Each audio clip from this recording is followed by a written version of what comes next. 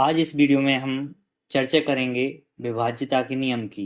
अब विभाज्यता के नियम आपके किस तरीके से हेल्पफुल रहेगी, इसकी चर्चा इस वीडियो में होगी। तो ये सारे के सारे 8th क्लास से लेकर कंपटीशन की जो भी तैयारी कर रहे हैं उन सभी के लिए हेल्पफुल वीडियो रहेगी। जो बच्चे कैलकुलेशन में दिक्कत आती है तो कैलकुलेशन में हेल्पफुल रहेगा, और साथ साथ में जो सबसे इम्पोर्टेंट रहेगा, संख्या पद्धति का जो चैप्टर रहेगा, चाहे वो किसी भी क्लास में हो, और वास्तविक संख्या से रिलेटेड जितने भी चैप्टर हैं आपके, चाहे वो किसी भी क्लास में हो, उन सभी में ये बहुत हेल्पफुल वीडियो रहेगी।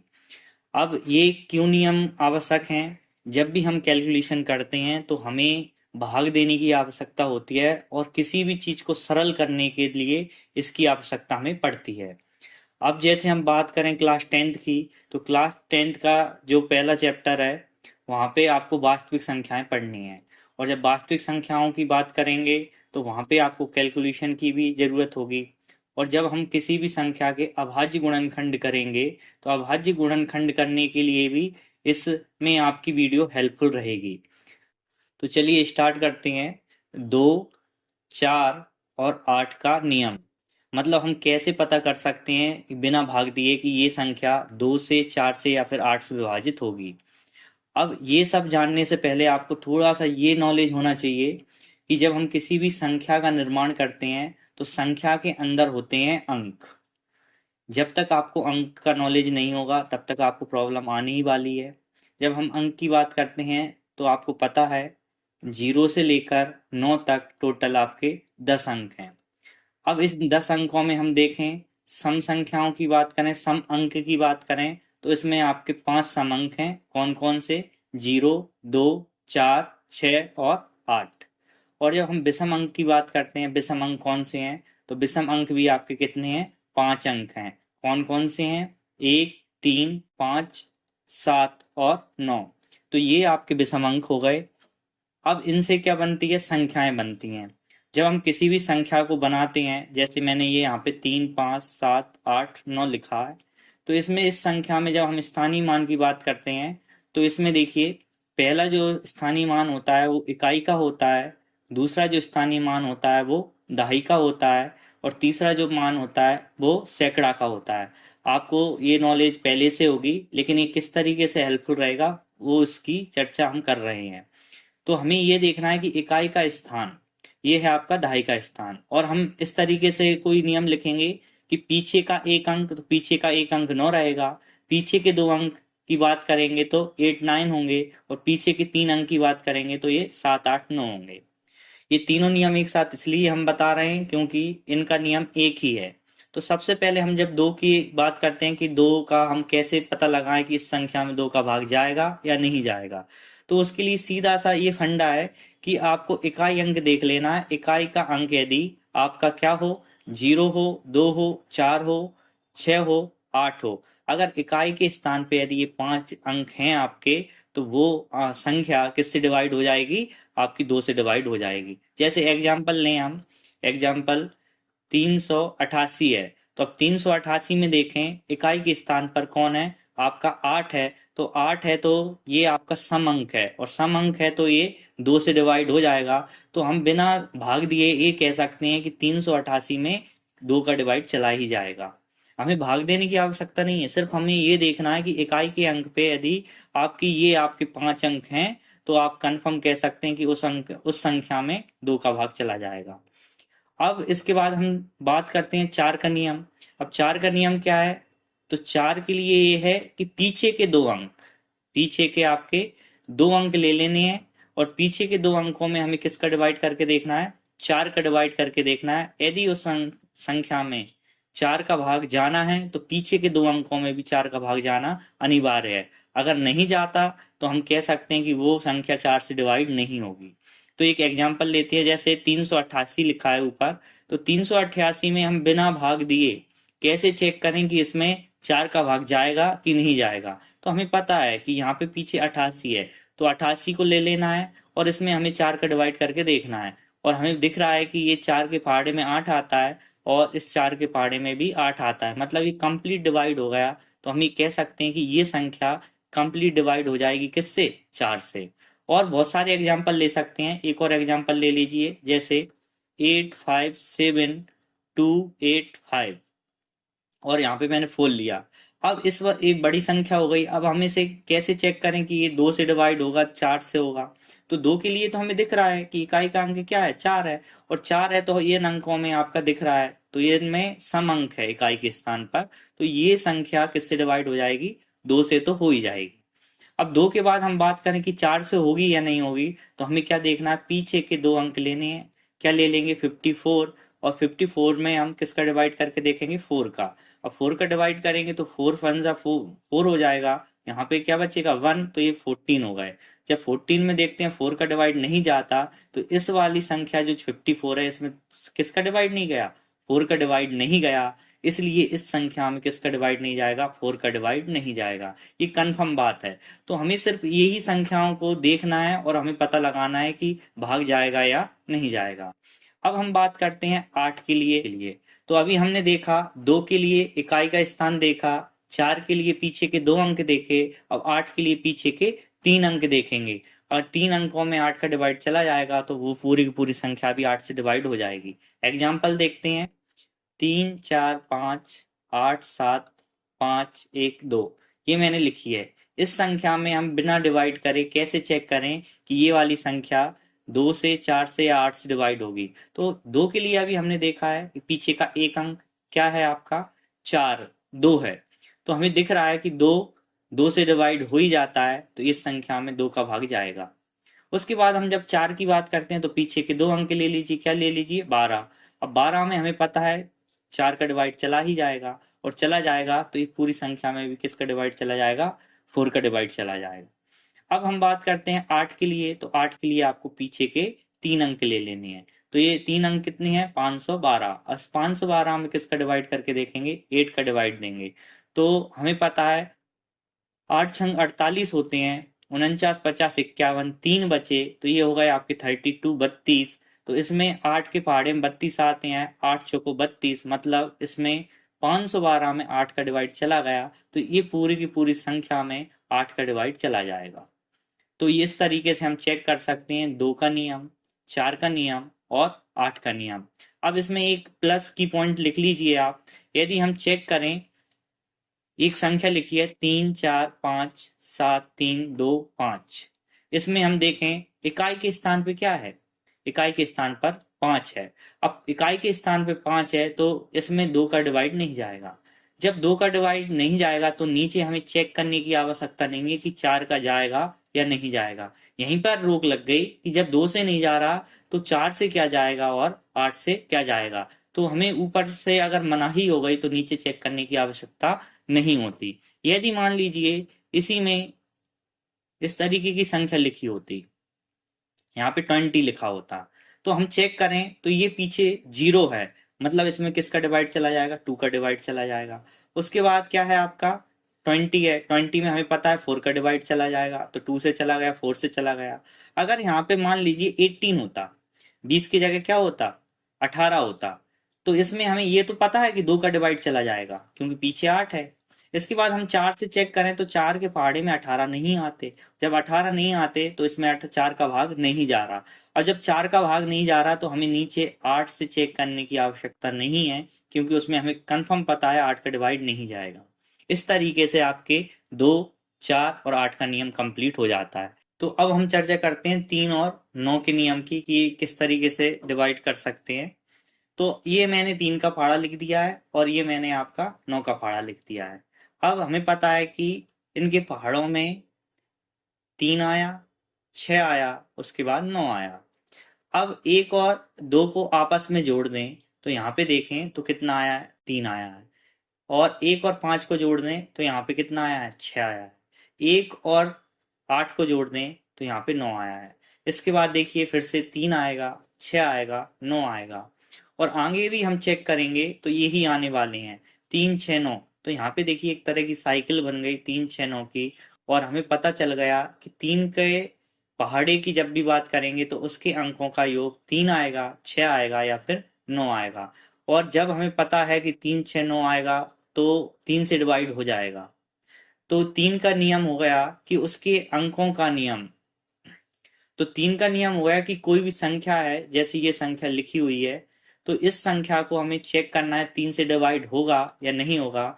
तो इसके अंकों का योग निकालेंगे, 3, फिर 4, 2, 5, 7। अब इसमें हम देखेंगे जो भी आएगा कि इसमें 3 का डिवाइड जाएगा या नहीं जाएगा। तो उससे बेटर क्या है, आप यहीं पे देखिए कि हमें पता है 3, 6, 9 आना ही है अगर 3 से डिवाइड होगा, और नहीं इसके अलावा और कोई अंक आता है तो हम कह देंगे 3 से डिवाइड नहीं जाएगा। तो हमें पता है 3 3 के पहाड़े में आता है, तो ये तो यहीं कट जाएगा। अब यहाँ पे देखें 4 और 2 हम आपस में जोड़ेंगे तो 6 हो जाएगा, तो ये 6 कट ही जाएगा।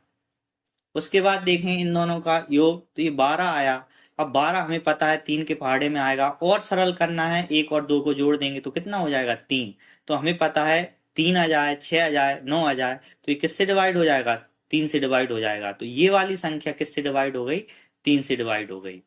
और एग्जाम्पल लिखें, 3, 7, 8, 1, 2, 7, 3, 1, 6, 5, 1। इतनी बड़ी संख्या है। अब मुझे चेक करना है कि ये वाली संख्या आपकी 3 से डिवाइड होगी या नहीं होगी। तो मुझे कुछ नहीं करना, इसके अंकों का योग करने से बेटर है कि वो अंक काटता जाऊं जो 3 के पहाड़े में आता है।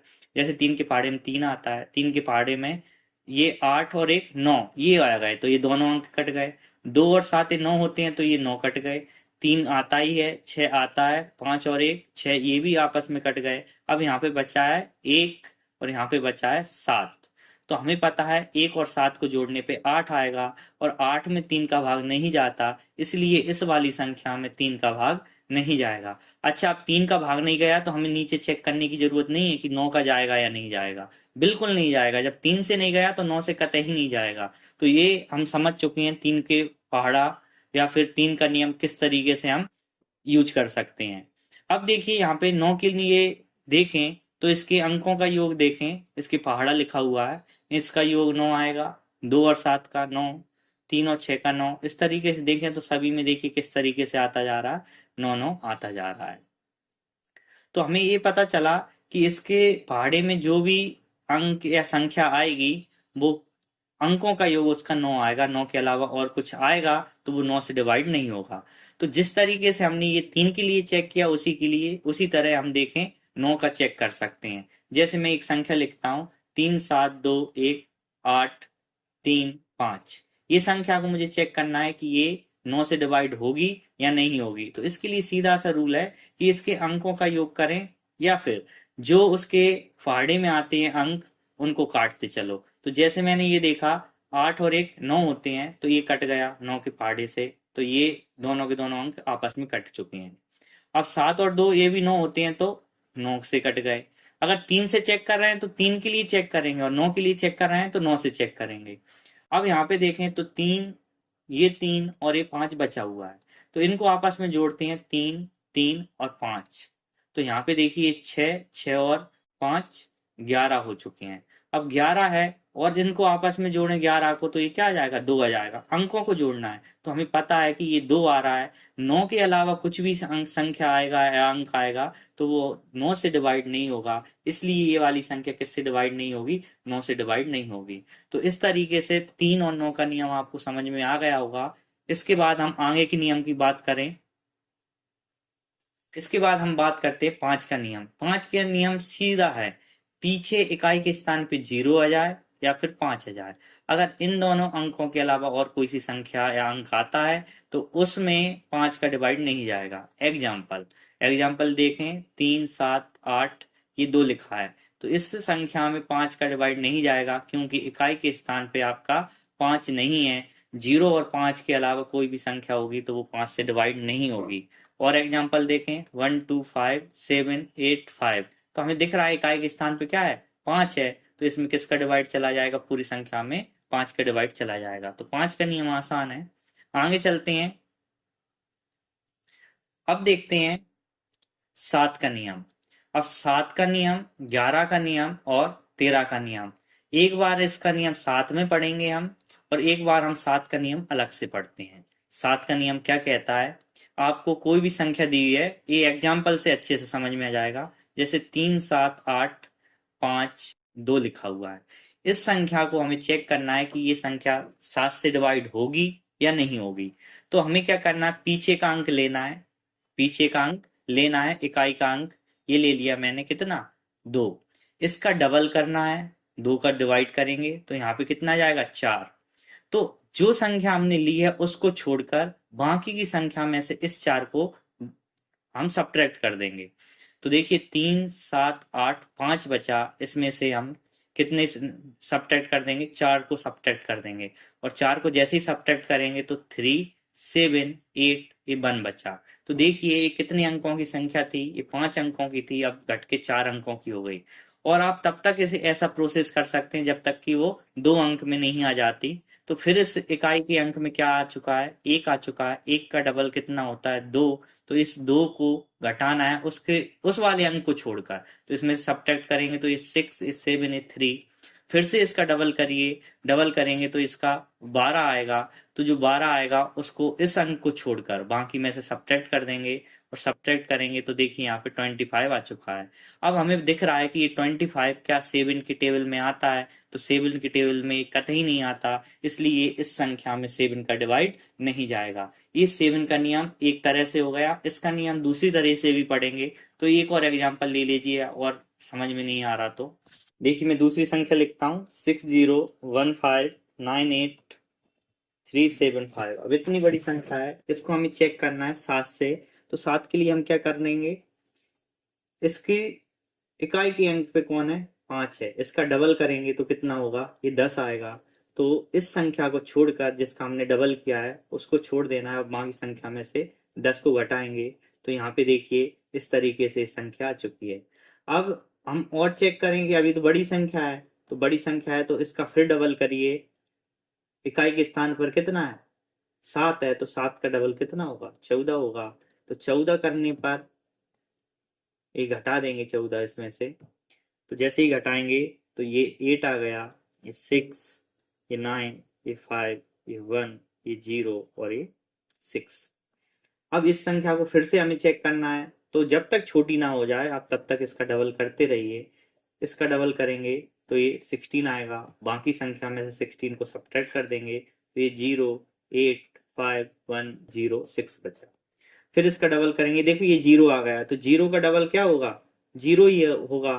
तो 0 को हटा देना है, बाकी को हमें फिर से लिख लेना, क्योंकि 0 को घटाएंगे तो वही संख्या वापस आ जाएगी।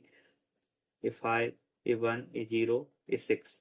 फिर इसका डबल करेंगे, अब इस बार किसका डबल होगा, इस 8 का डबल होगा। 8 का डबल करेंगे तो 16 आएगा, 16 को हमको क्या कर देना है सब्ट्रैक्ट कर देना है। ये 5 है, अब जैसे ही हम सब्ट्रैक्ट करेंगे 5 में से 6 नहीं जाएंगे तो ये 9 हो जाएगा। ये 0 हो जाएगा तो ये 1 में फिर से 9 आएगा। ये सब्ट्रैक्ट करना तो आपको आता होगा, और अगर ये भी नहीं आता तो बेसिक क्लासेस लीजिए। हम कुछ ही दिनों में बेसिक क्लासेस भी चलाएंगे, जिन्हें बिल्कुल भी मैथ नहीं आता उसके लिए प्रोसेस रहेगी वो। तो फिर से इसका डबल करेंगे तो 18 होगा, 18 को सब्ट्रैक्ट करेंगे तो यहाँ पे आपका 5 8 1 आ जाएगा। इसका हम देखें कितना आ चुका है 5 8 1 आ चुका है। तो फिर इसका हम डबल करेंगे 1 का तो ये 2 हो जाएगा, तो 2 को सब्ट्रैक्ट करेंगे तो यहाँ पे देखेंगे तो ये 6 ये 56। अब ये 2 अंकों में आ चुकी है, और हमें पता है इस 7 के टेबल में 56 आता है, तो ये पूरी की पूरी तरीके से कट गई। तो इस वाली संख्या को हम कह सकते हैं कि इसमें किसका डिवाइड चला जाएगा 7 का डिवाइड चला जाएगा। ये रूल अच्छा है, बेटर है, लेकिन इसको हम 2 तरीके से पढ़ेंगे। तो अब हम पढ़ेंगे 7 11 और 13 के साथ। तो चलिए अब 7 11 और 13 के लिए कॉमन रूल पढ़ते हैं। कोई भी संख्या लिख लेते हैं, जैसे मैं ये लिखता हूँ 60159837 ये वही संख्या है अभी जो हमने लिखी थी 7 के लिए। अब इस संख्या के लिए हम चेक करेंगे कि ये 7 से डिवाइड है, 11 से है या फिर 13 से है। तो इसके लिए कुछ नहीं है, कॉमन रूल ये है कि आपको पेयरिंग करनी है। पेयरिंग किस तरीके से करेंगे, पेयरिंग करने के लिए आपको पीछे से 3 अंक लेने हैं। तो जैसे मैं पीछे से 3 अंक ले लूं तो एक ये बन गया पेयर 3 का, उससे लगातार ही देखना है। फिर ये दूसरा पेयर बन गया 3 का, उसके बाद ये तीसरा पेयर बन गया 3 का। और भी बड़ी संख्या यदि होती है, वैसे इतनी बड़ी आपकी छोटी क्लासेस में नहीं आएंगी, और भी अगर संख्या यहाँ पे आती है बड़ी तो 3 का पेयर उधर ले लेंगे।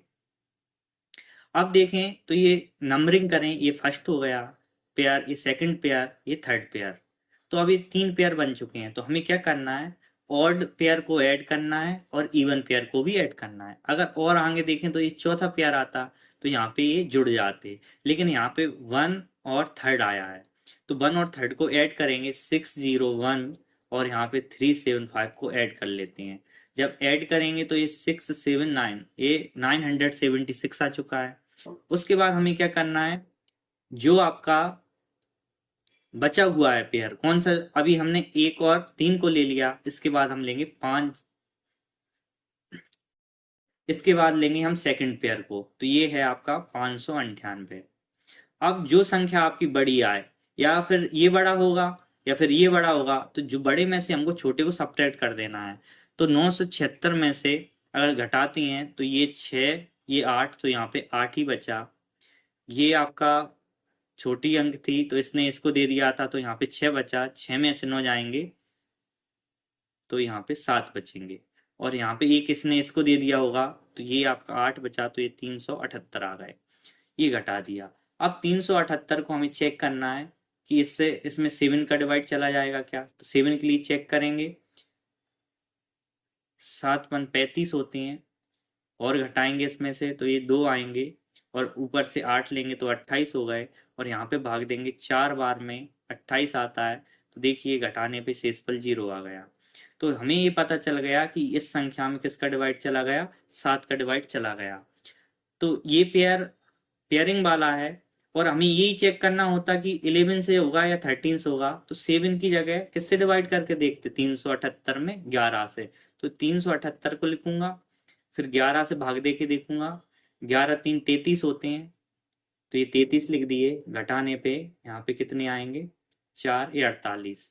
अब हमें दिख रहा है कि 11 का पहाड़ा 4 बार पढ़ेंगे तो 44 ही आएंगे, और शेषफल कितना 4 बचेगा, यहाँ पे शेषफल 0 आना चाहिए। तो ये हम कह सकते हैं कि इसमें 7 का तो डिवाइड चला गया, लेकिन 11 का गया क्या, 11 का बिल्कुल नहीं गया, तो ये 11 के लिए नहीं है। उसके बाद हम देखें 13 के लिए, तो 13 के लिए चेक कर लेंगे, 378 में किसका डिवाइड करके देखेंगे, 13 का डिवाइड करके देखेंगे, तो देखिए क्या बचेगा, 13 दूनी 26, 13 तिया 39, तो 13 दूनी 26 ही आएगा, घटाएंगे तो यहाँ पे 11, यहाँ पे 8 आ जाएगा। तो हमें पता है कि 13 के पहाड़े में ये 118 नहीं आते, तो ये 13 से भी डिवाइड नहीं होगा। इस तरीके से एक कॉमन रूल हो गया 7, 11 और 13 का। अब हम देखें कि सर ये तो आपने रूल दिखा दिए हैं, और भी तो रूल होते हैं, बिल्कुल होते हैं, तो देखिए किसके लिए चेक करेंगे, 6 के लिए चेक करें हम, 12 के लिए चेक करें, 14 के लिए चेक करें, या फिर 16 के लिए चेक करें। अब इनके लिए आपको क्या करना है, ऐसी कोई भी संख्या हो तो उसको इससे टुकड़ों में तोड़ना है कि वो आपके गुणनखंड अभाज्य हों। अब अभाज्य गुणनखंड क्या होते हैं, तो अभाज्य संख्याएं क्या हैं आपकी, 2 हैं, 3 है, 5 7 11 13, ये संख्याएं, ऐसे हमको टुकड़े तोड़ लेने हैं। जैसे मैं 6 की बात करूं तो 6 के टुकड़े तोड़ने हैं ऐसे कि दोनों की दोनों संख्याएं अभाज्य संख्याएं आए, तो ये 2 और 3 हैं, इन दोनों का गुणा करेंगे तो 6 आएगा। तो मैंने आपको 2 का रूल बता दिया है, 6 का रूल बता दिया है, 3 का रूल बता दिया है, तो वो संख्या जिसमें 2 और 3 का डिवाइड जाएगा, उस संख्या में किसका डिवाइड चला जाएगा, 6 का डिवाइड चला जाएगा। एग्जाम्पल देखो, जैसे 3 7 8 5 2 7 लिखा है, तो मुझे ये चेक करना है कि ये 6 से डिवाइड होगा या नहीं होगा। तो 6 का रूल तो ये है कि 2 और 3 से जाना चाहिए, तो हमें दिख रहा है कि इकाई के स्थान पे क्या है, 7 है, इसमें 2 का ही डिवाइड नहीं गया, तो ये 6 से क्या जाएगा, तो 6 से बिल्कुल नहीं जा पाएगा इस वाली संख्या में। 6 से डिवाइड होने के लिए कंपलसरी शर्त है कि 2 का भी भाग जाना चाहिए उस संख्या में, और 3 का भी भाग जाना चाहिए। अब हम 12 की बात करें तो 12 के लिए सर ऐसे कोई तो टुकड़े हो ही नहीं सकते, तो बिल्कुल नहीं हो सकते, लेकिन ये 4 गुणा 3 करेंगे तो 12 आएगा, और इस 4 के अभाज्य गुणनखंड देखें तो 2 गुणा 2 ही तो है, 2 गुणा 2 मतलब 2 एक अभाज्य संख्या है, और गुणा 3 तो वह संख्या जिसमें 3 का चला जाए और किसका जाए, 4 का भाग चला जाए। 3 और 4 का भाग जिस संख्या में जाएगा उसमें 12 का डिवाइड जाएगा, नहीं तो उस संख्या में 12 का डिवाइड कतई ही नहीं जाएगा।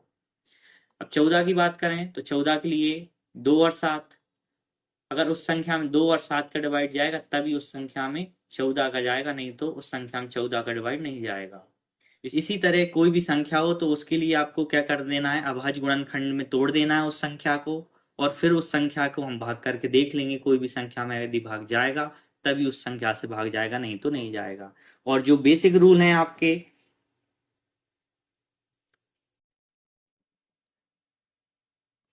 जो आपके बेसिक रूल हैं 2, 4, 8, 3, 9, 5, 7, तो ये मैंने आपको रूल बता दिए हैं। और इनसे रिलेटेड जो भी यदि आपको डाउट हैं तो आप कमेंट बॉक्स में लिख सकते हैं। और अगर आपको इसकी प्रैक्टिस सेट चाहिए तो उसके लिए भी कमेंट में लिखें, मैं आपको डिस्क्रिप्शन बॉक्स में वो भी प्रोवाइड कर दूंगा।